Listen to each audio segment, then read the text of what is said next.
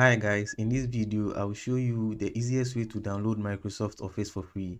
Before doing so, you need to head to your browser and then search Microsoft deployment tools. Okay, after searching for the deployment tool, you click on the first link and then it will redirect you to Microsoft website. Okay. At the website there, you just scroll down a little bit and then you click on download, which I've already downloaded mine. So after downloading the software, you just double click to launch the software and then you'll be asked to accept Microsoft software line systems. You just accept or check the box and then you click continue, and then you'll be asked to select a folder to store the extracted files.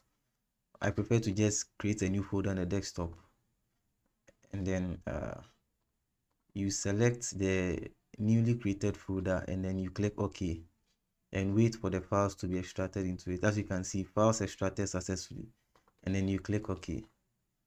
After extracting, you open the folder, and then as you can see here, you get the configuration for Office 365, Office 2019 and 2021. So you can choose to install whichever you like, but I'll be installing the 2021 since it is more current than the rest. So I'll have to delete the 365 and then the 2019, leaving the 2021.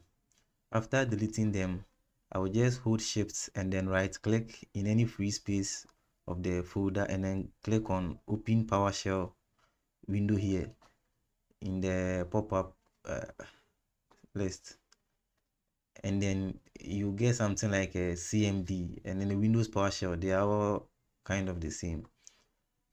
So here you have to input a command before the software can be installed.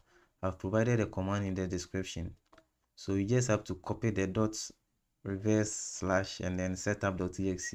So you just copy the command and then you paste it in the Windows PowerShell, and then you just click enter.